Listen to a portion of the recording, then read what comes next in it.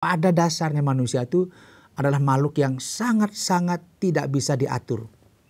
Dia adalah makhluk yang saya katakan sebagai memiliki kebebasan yang absolut begitu ya. Kita harus sadar, terutama kita yang sudah menjadi orang Kristen, kita harus belajar taat kepada otoritas.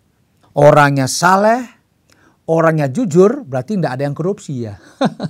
Kemudian ya takut akan Allah, berarti dia menjauhi semua hal-hal yang dilarang oleh Tuhan. Kemudian menjauhi kejahatan. Nah, tambah lagi dia tidak mau berbuat jahat. Tetapi kalau kita mengikuti kisah Ayub, kita melihat ada satu hal yang mungkin bagi kita ini kok bisa.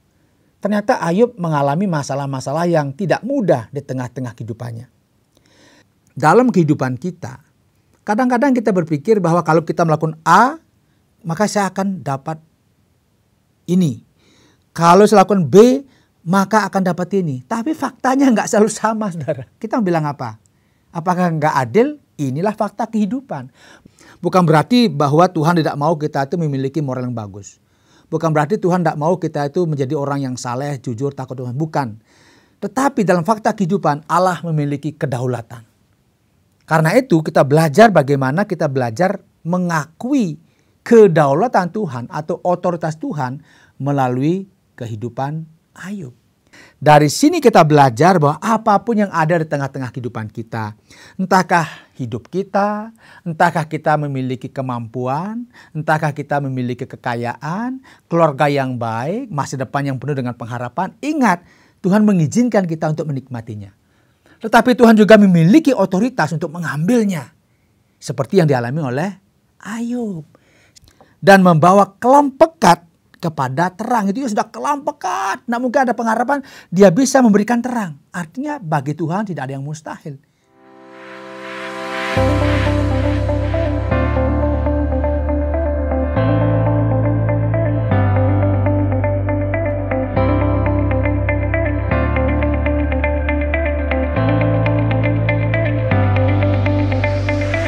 Shalom. Ya, senang sekali ya. Boleh jumpa lagi dengan saudara yang dikasihi oleh Tuhan, yang selalu ada dalam kemurahan Tuhan. Saudara, tahukah bahwa manusia dilahirkan sebagai makhluk yang bebas, makhluk yang merdeka, makhluk yang kalau saya katakan sebenarnya dia tidak mau diatur oleh siapapun. Makanya kalau ada orang ngelawan, orang nggak taat, ya, orang memberontak, itu menjadi sebuah indikasi bahwa memang manusia itu dilahirkan menjadi makhluk yang merdeka, makhluk yang bebas, tidak mau diatur. Karena itu perhatikanlah mengapa setiap negara punya aturan, punya undang-undangnya. Karena memang kita tahu bersama, karena manusia itu sebenarnya tidak mau diatur, dia mau bebas, dia mau melakukan apa saja yang diinginkan oleh hatinya. Jadi manusia itu memiliki kecenderungan untuk tidak taat kepada otoritas. Karena itu pemerintah dengan tangan besinya ya kadang-kadang dia membuat aturan. Makanya ada lampu merah, kita sebut sebagai lampu merah lah ya.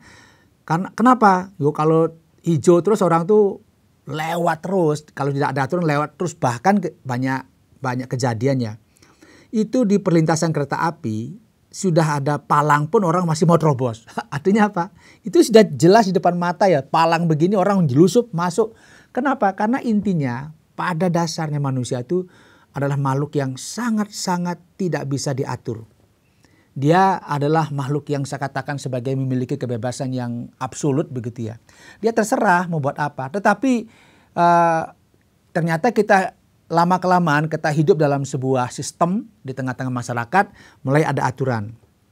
Kalau di kampung ada aturan di RT RW begitu ya.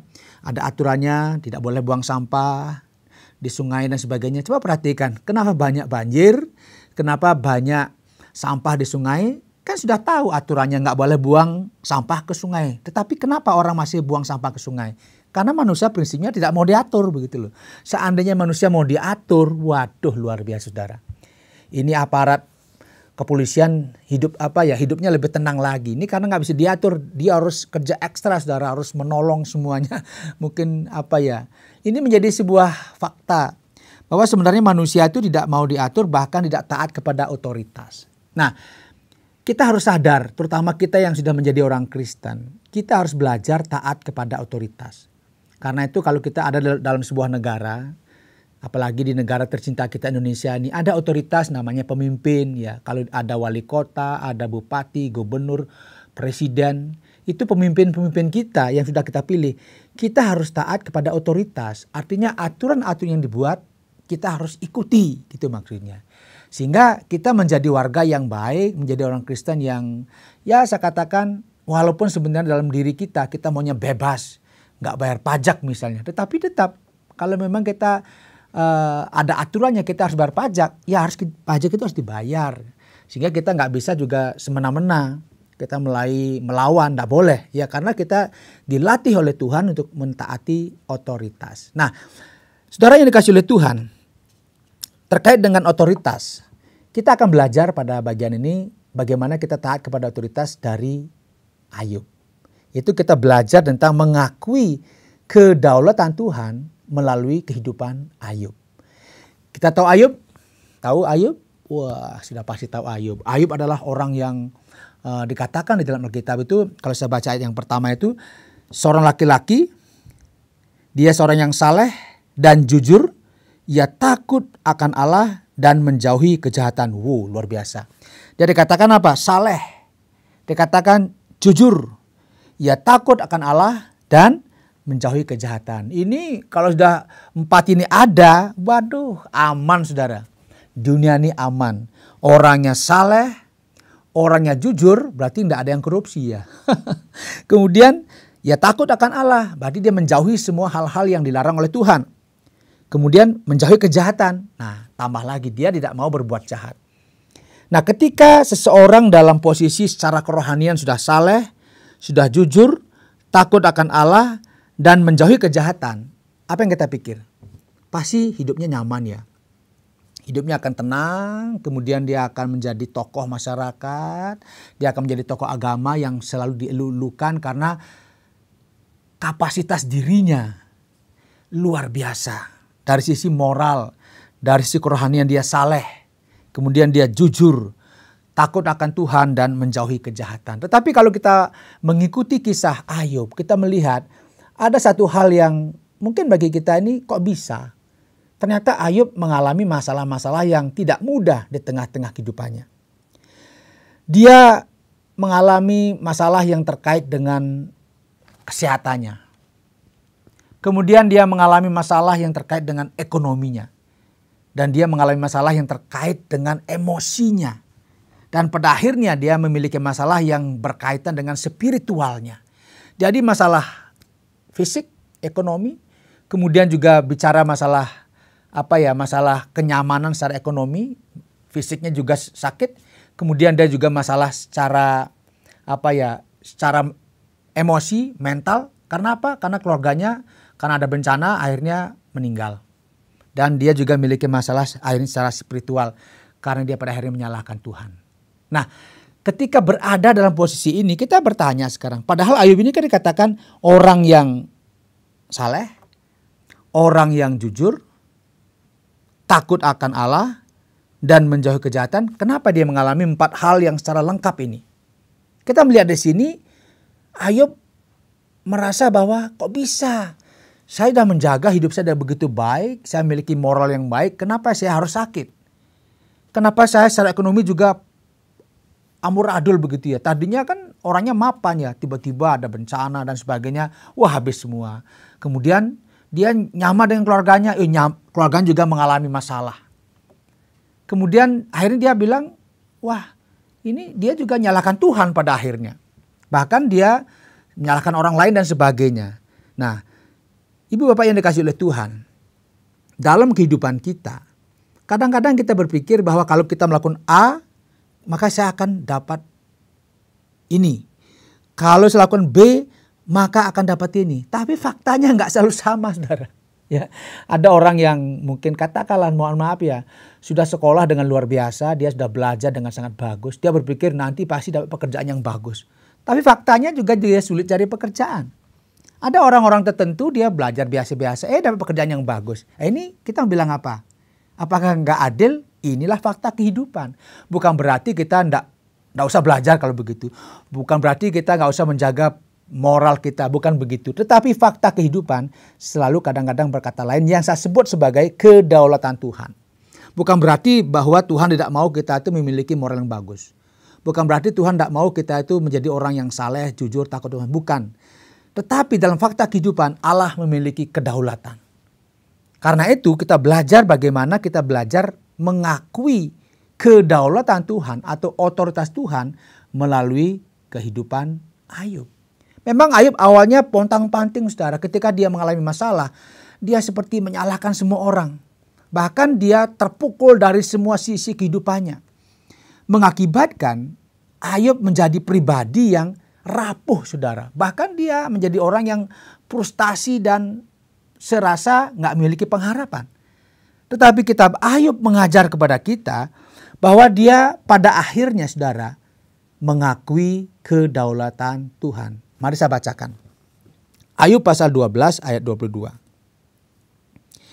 Dia yang menyingkapkan rahasia kegelapan dan membawa kelam pekat kepada terang. Perhatikan, dia yang menyingkapkan rahasia kegelapan dan membawa kelam pekat kepada terang. Artinya bahwa dalam semua keadaan yang gelap dan pekat, Tuhan memiliki otoritas dan kuasa untuk membawa manusia itu kepada terang. Artinya apa? Selalu Tuhan itu memiliki kedaulatan. Ketika manusia menjadi sombong, secara moral dia bagus, dia merasa, wih saya ini orang yang paling rohani. Ini kalau kira-kira kalau saya mati ini langsung berjejer ya. Ini pasukan-pasukan malaikat yang kelas-kelas 1 begitu yang hebat-hebat itu langsung di depan langsung jemput saya. Karena saya rohani saya tingkat tinggi. Sehingga mungkin mohon maaf mungkin Ayub merasa sombong, merasa bangga. Wih ekonomi saya bagus, keluarga saya luar biasa dan sebagainya. Tetapi akhirnya Tuhan menyatakan kamu harus mengakui kedaulatan Tuhan. Jadi apa yang kamu lihat semua itu sebenarnya aku yang berikan kepada kamu. Kamu gak boleh sombong. Nah, dari sini kita belajar bahwa apapun yang ada di tengah-tengah kehidupan kita, entahkah hidup kita, entahkah kita memiliki kemampuan, entahkah kita memiliki kekayaan, keluarga yang baik, masa depan yang penuh dengan pengharapan, ingat Tuhan mengizinkan kita untuk menikmatinya. Tetapi Tuhan juga memiliki otoritas untuk mengambilnya. Seperti yang dialami oleh Ayub. Sehingga kita akan belajar dan sudah belajar tadi bahwa kita harus belajar mengakui kedaulatan Tuhan dari kehidupannya Ayub. Pernahkah kita berada dalam posisi di mana kita merasa sudah nyaman semua? Seperti dalam zona nyaman ya seolah-olah pasti nggak ada masalah. Kita sudah merasa semuanya pasti oke-oke saja. Tapi ingat Allah itu berdaulat. Allah sanggup mengubah segala sesuatu bahkan tanpa kita pikirkan. Bahkan pasal 12-22 dikatakan dia yang menyingkapkan rahasia kegelapan. Artinya dia bisa menyingkapkan kenapa ini terjadi. Dan membawa kelam pekat kepada terang. Itu sudah kelam pekat. Tidak mungkin ada pengharapan. Dia bisa memberikan terang. Artinya bagi Tuhan tidak ada yang mustahil. Dengan demikian, saudara yang dikasihi oleh Tuhan, mari kita belajar dari Ayub. Jadilah orang yang rendah hati. Jadilah orang yang selalu mengakui bahwa apapun yang kita miliki di tengah-tengah hidup ini itu semua kasih kemurahan Tuhan. Ya, ingat kita harus belajar mengakui kedaulatan Tuhan di tengah-tengah kehidupan kita.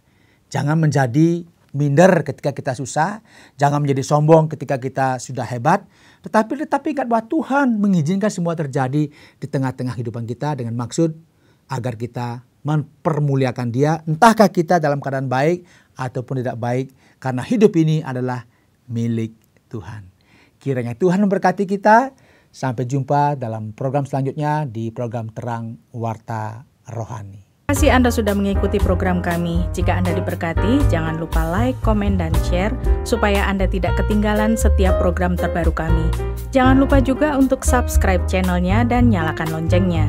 Jika Anda ingin mendukung pelayanan kami, bisa melalui rekening kami berikut ini atau menghubungi kami di sini.